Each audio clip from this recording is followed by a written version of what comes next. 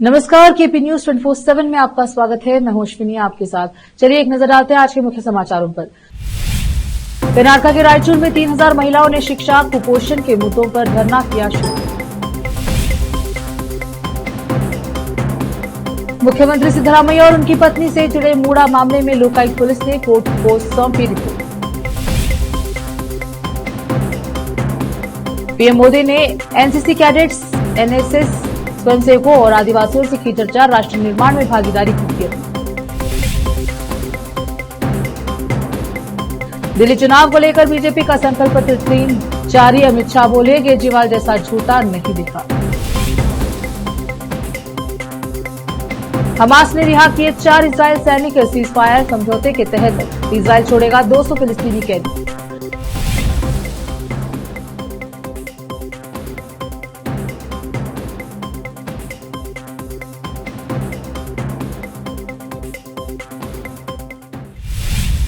अब समाचार विस्तार से। बीदर के ओल्ड आदर्श कॉलोनी के निवासी 78 वर्षीय व्यक्ति मन्नाजी गौली पिछले 5 दिनों से लापता है। इस संबंध में गांधीगंज पुलिस स्टेशन में 19 जनवरी को शिकायत दर्ज कराई गई थी। इनके लापता होने की शिकायत इनकी बेटी शारदा ने दर्ज करवाई है। यह जहां कहीं भी दिखाई दे उनकी जानकारी गांधीगंज पुलिस स्टेशन या इन फोन नंबर पर देने का अनुरोध किया गया है। नंबर है 9731777960, 9606553809, 8123868443। चिटगप्पा तालुके के निर्णा ग्राम के पीकेपीएस के एक चुने गए निदेशक एमडी रसूल अहमद लश्करी को उनके पुत्र पत्रकार अब्दुल खादिर लश्करी के मित्रों ने सम्मान दिया। इस अवसर पर बात करते हुए उन्होंने कहा कि वह ग्राम पंचायत का सदस्य रहकर केपीकेपीएस के निदेशक गरीबों व किसानों की आवाज के तौर पर काम किया है। इस अवसर पर राजकुमार आर हड़पत, पत्रकार सैयद अजीम ताजुद्दीन लश्करी, पेंटा रेड्डी, सरदार लकड़ी, यूसुफ कुरैशी सहित अन्य लोग उपस्थित रहे। चिटगुप्पा से संवाददाता अजीम की रिपोर्ट। प्रगतिशील संगठनों की संयुक्त कार्यवाही समिति के बैनर तले हजारों महिलाओं ने शनिवार को रायचूर के जिला खेल परिसर में अनिश्चितकालीन धरना शुरू किया, जिसमें उनकी विभिन्न मांगों को पूरा करने की मांग की गई है। उन्होंने तर्क दिया कि सरकार कई समस्याओं के निवारण के लिए प्रतिक्रिया की कमी के खिलाफ कई विरोध प्रदर्शन के बावजूद लोगों के मौलिक अधिकारों को पूरा करने में विफल रही है। उन्होंने मांग की कि कुपोषण को खत्म करने के लिए कार्यक्रम शुरू किए जाने चाहिए। यह शर्मनाक है कि यह प्रगतिशील राज्य कर्नाटक कुपोषण के मामले में बिहार, झारखंड, छत्तीसगढ़ और राजस्थान जैसे पिछड़े राज्यों की सूची में शामिल है। सरकार को साक्षरता मॉडल अभियान के लिए अतिरिक्त धन आवंटित करना चाहिए। मैसूर लोकायुक्त पुलिस ने कथित तौर पर शुक्रवार को मुख्यमंत्री सिद्धरामैया और उनकी पत्नी से जुड़े मैसूर शहरी विकास प्राधिकरण मूड़ा वैकल्पिक स्थल आवंटन मामले में बेंगलुरु की विशेष अदालत की रिपोर्ट सौंपी है। सूत्रों के मुताबिक उन्होंने कोर्ट में 27 जनवरी को होने वाली सुनवाई से एक दिन पहले रिपोर्ट सौंपनी थी, क्योंकि 25 जनवरी को चौथा शनिवार था और कोर्ट में छुट्टी थी। इसीलिए लोकायुक्त पुलिस ने रायपुर रिपोर्ट जमा कर दी। रुकते हैं छोटे से ब्रेक के लिए, जल्द लौटेंगे ब्रेक के बाद।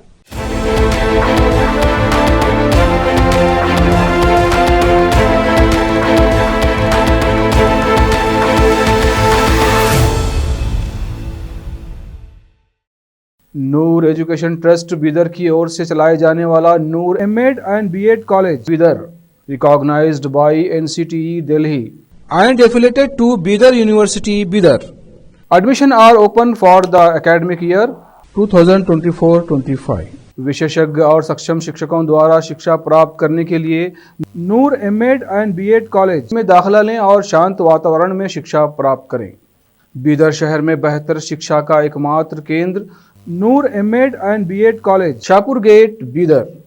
Phone numbers 9945283920, 8482221297।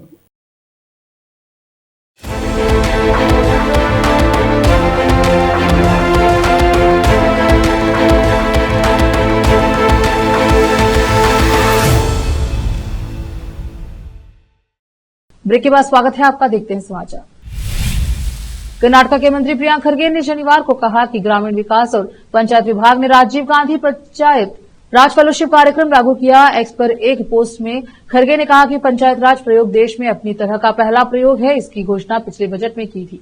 राज्य पंचायत राज्य मंत्री ने लिखा, कल्याण कर्नाटक के पिछड़े क्षेत्र में स्थानीय शासन को मजबूत करने के उद्देश्य से एक उत्साही और प्रगतिशाली युवा समुदाय को पंचायत राज प्रणाली में काम करने का अवसर दिया गया है।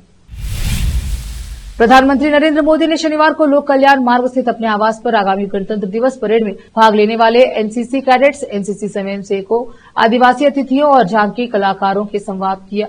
इस संवाद के बाद भारत की समृद्ध संस्कृति और विविधता का प्रदर्शन करने वाली सांस्कृतिक प्रस्तुतियां भी आयोजित की गई। इस अवसर पर प्रधानमंत्री मोदी ने पारंपरिक तरीकों से हटकर एक अभिनव तरीके से प्रतिभागियों में संवाद किया। उन्होंने एक स्वतंत्र और अनौपचारिक तरीके से एक एक करके सभी से बातचीत की। इस संवाद में पीएम मोदी ने राष्ट्रीय एकता और विविधता के महत्व पर जोर दिया और सभी प्रतिभागियों से अपील की कि वह विभिन्न राज्यों के लोगों से बातचीत करें ताकि एक भारत श्रेष्ठ भारत की भावना को सुदृढ़ किया जा सके। उन्होंने बताया कि ऐसे संवादों से आपसी समझ और एकता बढ़ती है, जो राष्ट्र की प्रगति के लिए आवश्यक है।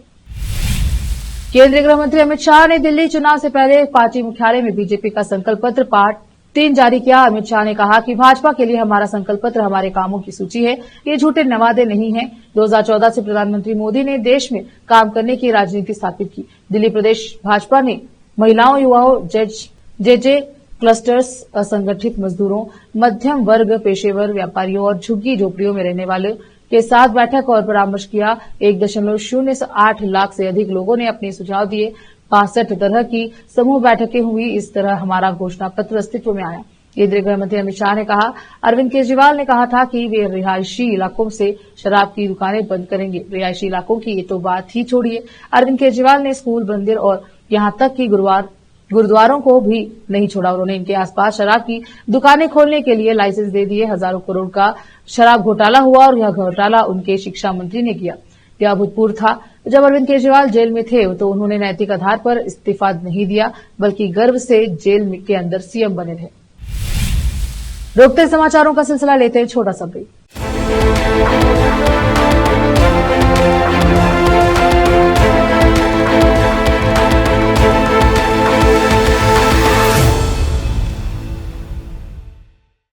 नूर एजुकेशन ट्रस्ट बीदर की ओर से चलाए जाने वाला Noor MEd and BEd college Bidar, recognised by NCTE Delhi and affiliated to Bidar University, Bidar.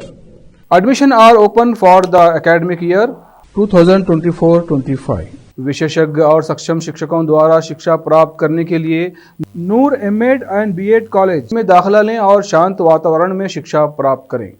Bidar शहर में बेहतर शिक्षा का एकमात्र केंद्र Noor MEd and BEd college, Shahpur gate, Bidar. Phone numbers 9945283920, 8482221297।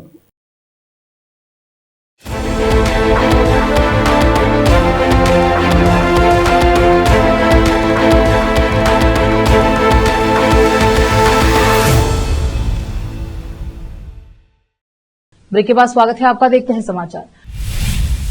Moradabad शहर से शहीद वतन नवाब मज्जू खान का नाम जब भी आता है तो अंग्रेजों की बर्बरता का नक्शा सामने आ जाता है। नवाब ने अंग्रेजों की आंखों में आंखें डालने की कोशिश की, तभी अंग्रेजों ने मज्जू खान को नस्तोनाबूद करने के लिए कोई खरबा ऐसा नहीं था जो इस्तेमाल न किया हो।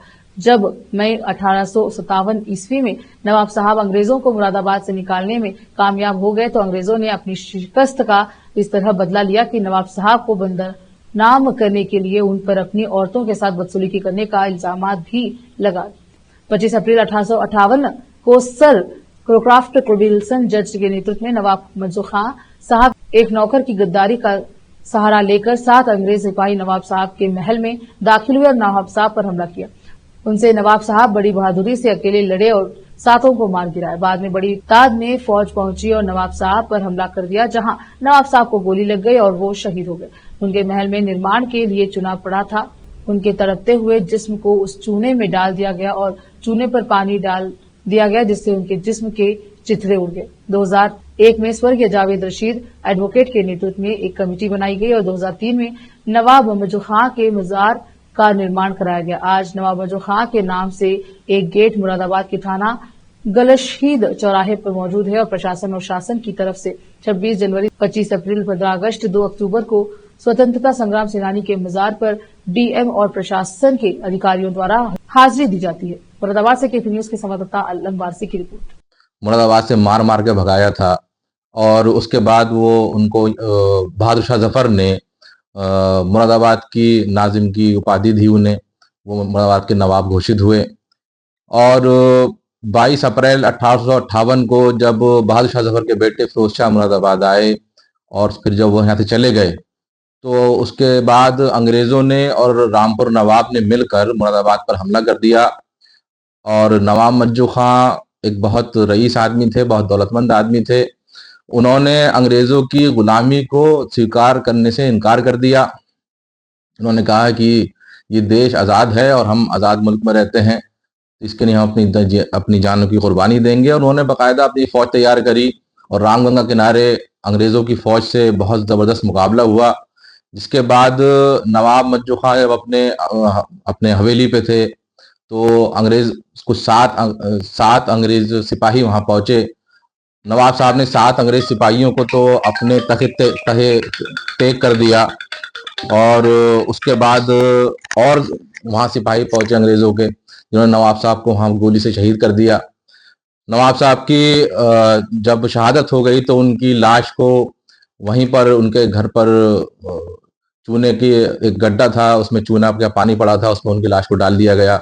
जिसके बाद नवाब साहब की लाश को जब वो फूल गई तो हाथी के पांव से बनवाकर, नवाब साहब के हाथी के पांव से बनवाकर पूरे शहर में घुमाया गया और मुरादाबाद की आवाम को मैसेज दिया गया। हमास ने गाजा में 15 महीने से चल रहे युद्ध को समाप्त करने के उद्देश्य से हुए संघर्ष विराम समझौते के तहत शनिवार को लगभग 200 फिलिस्तीनी कैदियों के बदले में 4 महिला इजरायली सैनिकों को रिहा कर दिया। मीडिया रिपोर्ट्स के मुताबिक चारों महिलाओं की रिहाई से पहले गाजा शहर के फिलिस्तीनी चौक पर हमास के बंदूकधारी और बड़ी संख्या में लोग इनकी भीड़ इकट्ठा हो गई। महिलाओं को एक फिलिस्तीनी वाहन से बाहर निकालकर पंच पर लाया गया। उन्होंने मुस्कुराते हुए भीड़ की ओर हाथ हिलाया, फिर से रेड क्रॉस की गाड़ियों में बैठ गई। चारों बंधकों को जैसे ही गाजा में रेड क्रॉस को सौंप दिया गया, तेल अवीव के एक चौक पर खुशी की लहर दौड़ गई, जहां बंधकों के परिवार और दोस्त जमा हुए। मीडिया रिपोर्ट्स के अनुसार बड़ी स्क्रीन पर चारों की रिहाई को लाइव दिखाया गया और तेल अवीव में लाखों लोग रोते, मुस्कुराते और एक दूसरे को गले लगाते नजर आए। कर्नाटक के रायचूर में 3000 महिलाओं ने शिक्षा, कुपोषण के मुद्दों पर धरना किया शुरू। मुख्यमंत्री सिद्धरामैया और उनकी पत्नी से जुड़े मूड़ा मामले में लोकायुक्त पुलिस ने कोर्ट को सौंपी रिपोर्ट। पीएम मोदी ने एनसीसी कैडेट्स, एनएसएस स्वयंसेवकों और आदिवासियों से की चर्चा, राष्ट्र निर्माण में भागीदारी की। दिल्ली चुनाव को लेकर बीजेपी का संकल्प पत्र 3 जारी। अमित शाह बोले, केजरीवाल जैसा झूठा नहीं दिखा।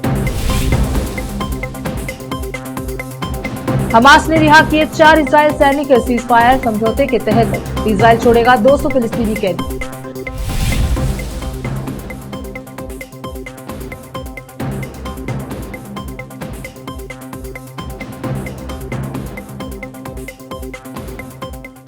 केपी न्यूज के बुलेटिन में अब तक के लिए इतना ही। देश प्रदेश के समाचारों के लिए देखते रहिए केपी न्यूज 24/7। धन्यवाद।